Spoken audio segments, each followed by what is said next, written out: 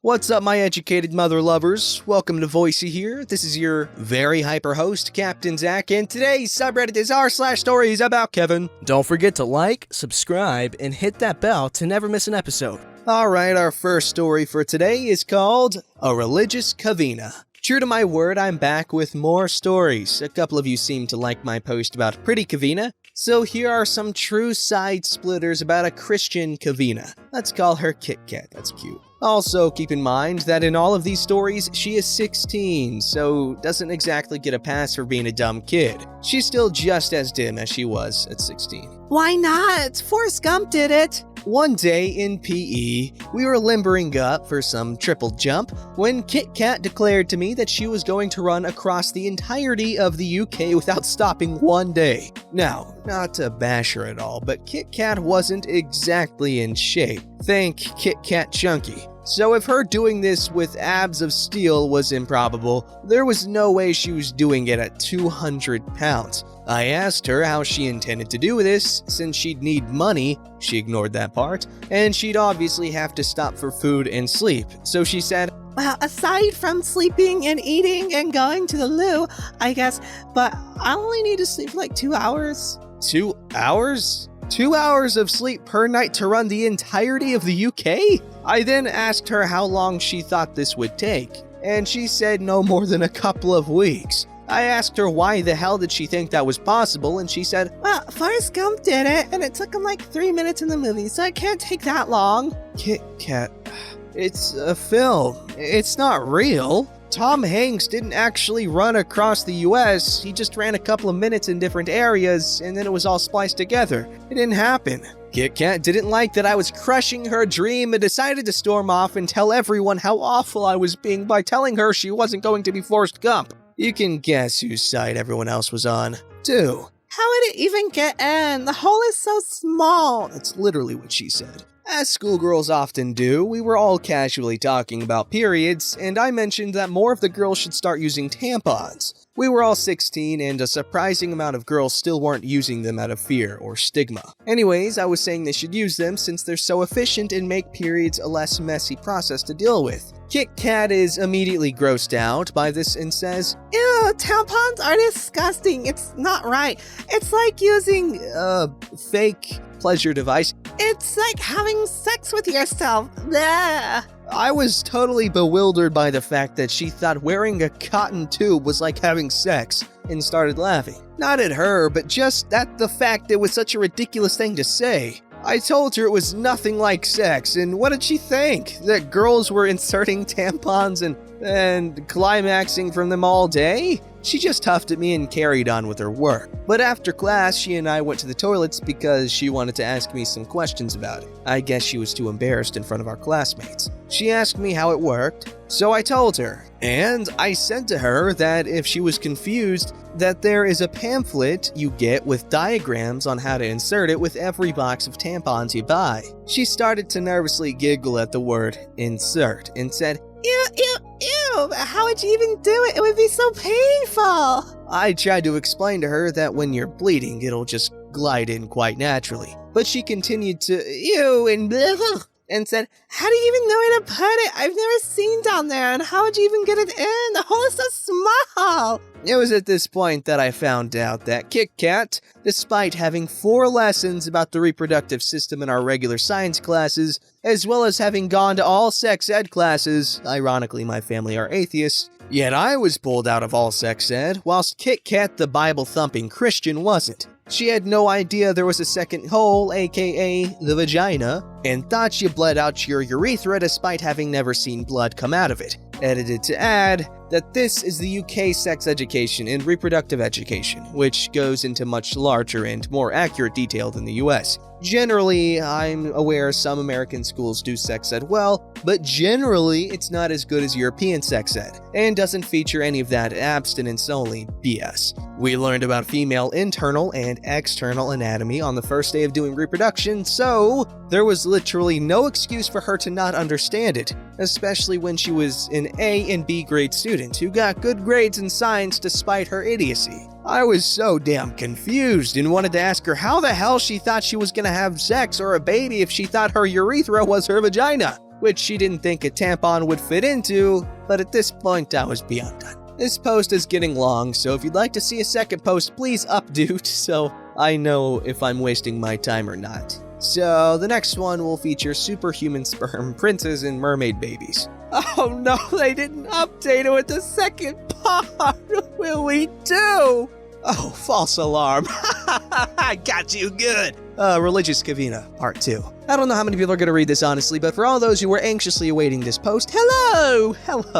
The amount of reminders people had said in the comments of my last post was amazing. I'm so glad you liked my post and wanted to hear more. Once again, just so there's some context, Kat the Covina and I were 16 in all of these stories. Anyways, let's get into it. One day my prince will come. Kat liked to convince herself that boys loved her, especially the popular ones. Now, keep in mind, as mentioned previously, Kat was something like 200 plus pounds short and didn't come off that sane in daily conversation. We were on the school field one summer day when she told me she had a boyfriend. I was shocked, since for the last year she'd been banging on about this boy, Sam, who was obviously in love with her. He was best mates with the most popular guy in school and very much taken. When I asked how they met, she said online. Immediately, I was suspicious. This was back in 2014 when online dating wasn't so popular with teenagers and dating apps were yet to reach their peak. She told me they'd found each other in a music forum. Her dream was to go to music school,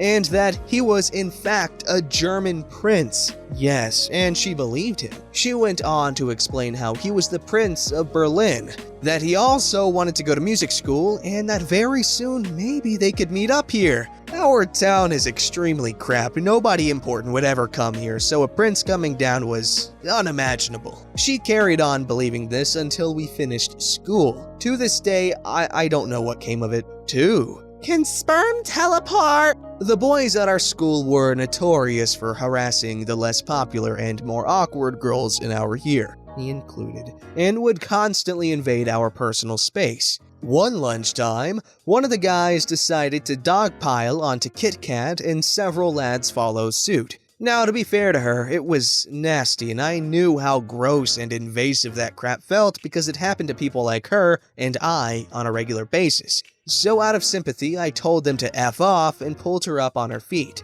Instantly, she started crying and screaming, which was a little much since it was just the usual BS we were used to. I asked her what was wrong and she cried, "I'm pregnant! Oh my god, I'm pregnant!"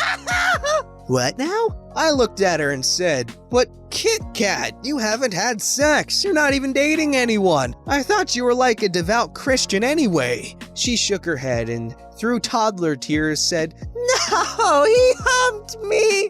Jake humped me. His sperm can teleport.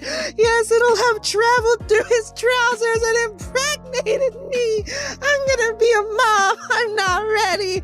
I've not even done my GCSEs yet." As established in the first post, despite having an amazing sex education, which Kat was present in all lessons for, and having an exam which involved questions on reproduction and coursework which Kat passed everything on, she was not the brightest crayon in the box of sex. What? I tried to explain to her that not only is it basically impossible for sperm to get through that many layers of clothing, but how on earth would Jake do that from 3 seconds of joke, though not at all funny, humping her? She didn't listen, however, and was hysterical all the rest of the day. 5 years later, I still wonder if she believes sperm possesses such superhuman powers, or that she's so sexually magnetizing that men will just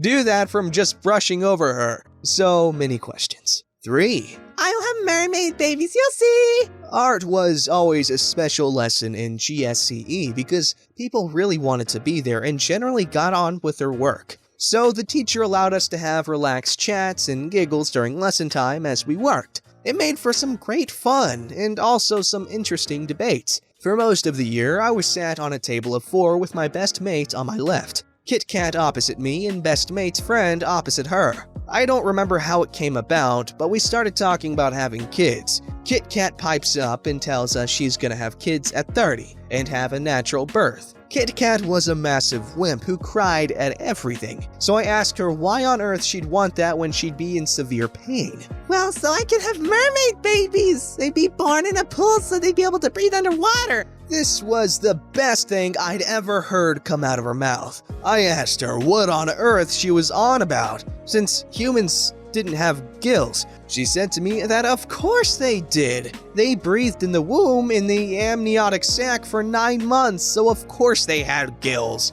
The problem was that when they're born, they're exposed to air, so they lose their gills and become land animals. I know. A 16-year-old devout Christian girl who'd not too long ago done evolution in science with us, despite not believing it and saying she was only learning because it was compulsory, was very wrongly telling us how evolution worked. I was in hysterics. Kit Kat, we just did this in pregnancy too, remember? The baby receives oxygen from the mother through the placenta. Not to mention the fluid in the sac is mostly fluid in baby's pee, not pool water. Kit Kat ignored this and told us that no matter if we were so adamant that evolution was real, then she could just give birth in a pool, hold her babies underwater, and they would develop gills. I was crying, falling out of my chair and clutching my stomach in agony. Kit Kat, you're gonna be a baby killer! Evolution occurs over thousands of years, not minutes! 15 years from now, we're all gonna see you on the news and you'll be known as a crazy Christian lady who drowned her newborns because she wanted fish babies. You'll be the baby killer. I'm not gonna be a baby killer. I'll give birth and hold my babies underwater and they'll get gills and be amazing mermaid babies. You'll see, I'll do it and you'll look so stupid and you'll have to say sorry to me. The fact that she was so angry with me made it 10 times better. That might have been the reason why she moved tables, but I just couldn't stop laughing. When 10 years go by, I'll let you guys know if the baby killer rears her head. Oh my. Well, this just goes to show that grades are not necessarily one-to-one with intelligence, because this story's called One of My Friends is a Kevin. Here's some of my favorite Kevin moments from him. I'm so sorry if the formatting looks weird on desktop. We were friends growing up and I still consider him a friend, but after graduating high school, we don't really hang out or talk much anymore. I still hear about him every so often from social media and mutual friends though. Anyway, I'll share some of the best stories over the years. His name isn't Kevin, but I'll refer to him as Kevin for anonymity's sake. In 7th grade, Kevin thought that the iPod Touch was waterproof. I asked him where he heard this from, and Kevin claims that he was told this by some forum on the internet. He tried to get me to run my iPod Touch under the bathroom sink at school, and I refused. Eventually, Kevin decides to use his own iPod Touch as the guinea pig. I tried to stop him, but Kevin was dead set on proving me wrong, so I eventually said, screw it,